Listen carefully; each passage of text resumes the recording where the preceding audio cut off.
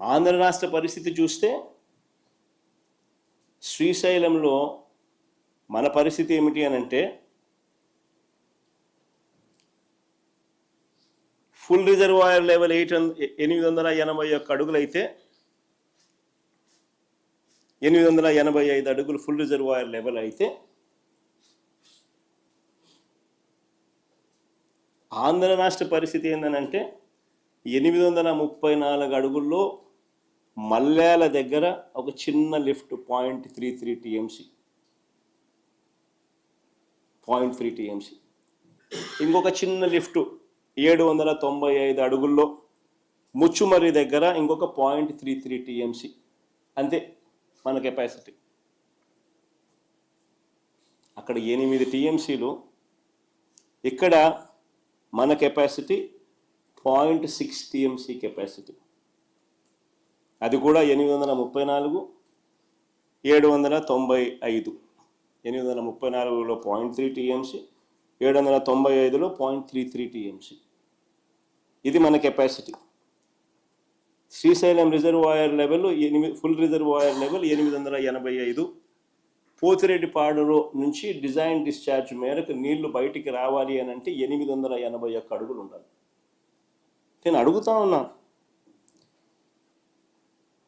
మరి రోజుకు 8 టీఎంసీలు 777 నుంచి 825 అడుగులకే రోజుకి 8 టీఎంసీలు నీళ్లు శ్రీశైలం నుంచి ఖాళీ అవుతా ఉంటే ఎప్పుడు 881 అడుగులు వస్తుంది? ఎప్పుడు శ్రీశైలం నిండుతుంది? ఎప్పుడు నీళ్ళు వస్తాయి? ఎన్ని రోజులు వస్తాయి?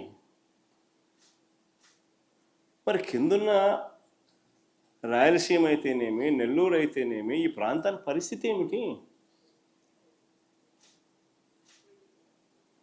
ఇప్పుడన్నా చంద్రబాబు నాయుడు అనే వ్యక్తి ముఖ్యమంత్రిగా ఉన్నాడు, చిత్తూరు జిల్లాలోనే పుట్టినాడు, కనీసం ఏ రోజన్నా ఆలోచన చేసినాడా పరిస్థితి ఏమిటి అని?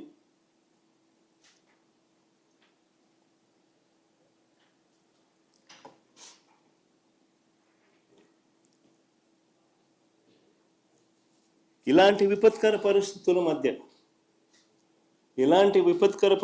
మధ్య మా ప్రభుత్వం అధికారంలోకి వచ్చిన తర్వాత 2019లో ఈ పరిస్థితిని చక్కబెట్టడం కోసం అడుగులు పడ్డాయి. అందులో భాగమే రాయలసీమ లిఫ్ట్ ఇరిగేషన్ ప్రాజెక్టు పెట్టాం. 800 అడుగుల్లోనే మనం కూడా 3 టీఎంసీలు నీటిని తీసుకొని వెళ్ళే వెసులుబాటు క్రియేట్ చేసాం.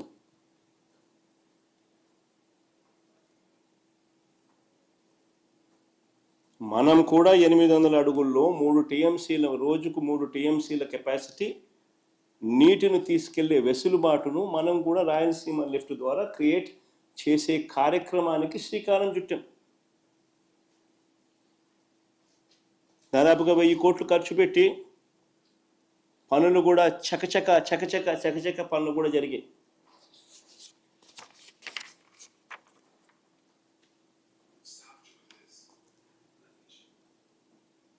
చంద్రబాబు నాయుడు గారు అనే వ్యక్తి మా ప్రభుత్వానికి పేరు వస్తుందని, ఈ ప్రాజెక్ట్ ఎక్కడ పూర్తవుతే ఎక్కడ జగన్కు మంచి పేరు వస్తుందేమో అని చంద్రబాబు నాయుడు గారు తన టీడీపీ కార్యకర్తల చేత దీన్ని అడ్డుకునే కార్యక్రమంలో భాగంగా కేసులు కూడా వేయించిన వ్యక్తి చంద్రబాబు నాయుడు.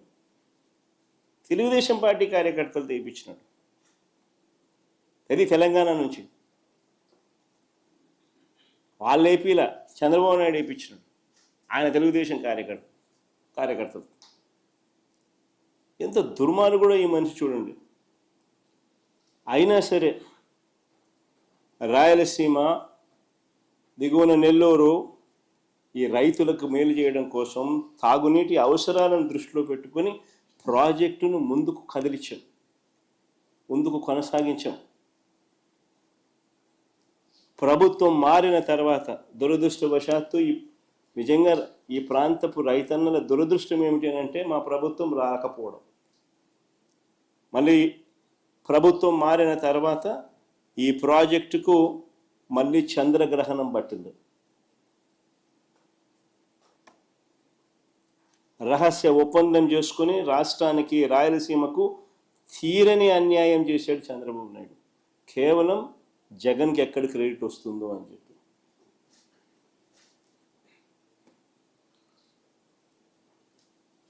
ఎన్జిటి అభ్యంతరాలు, అసలు ఎన్జిటి అభ్యంతరాల తర్వాత ఈఏసి అని central government expert appraisal committee అని సెంట్రల్ గవర్నమెంట్లో ఎన్వైరన్మెంటల్ ఎక్స్పర్ట్స్ దగ్గర ఎన్వైరన్మెంటల్ కమిటీ మీటింగ్లో ఈఏసి జరుగుతుంది.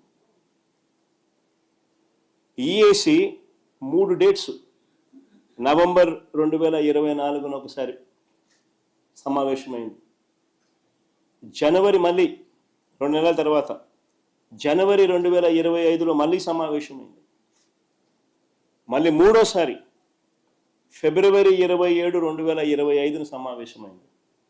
3 సార్లు మీటింగ్ పెడితే చంద్రబాబు నాయుడు గారు రాష్ట్ర ప్రభుత్వం తరఫున కనీసం నోరు మెదపలేదు. దగ్గరుండి రాయలసీమ లిఫ్ట్ను కూని చేశాడు ఈ పెద్ద మనిషి. డిఫెండ్ చేయాల్సిన ఈ ప్రాజెక్టు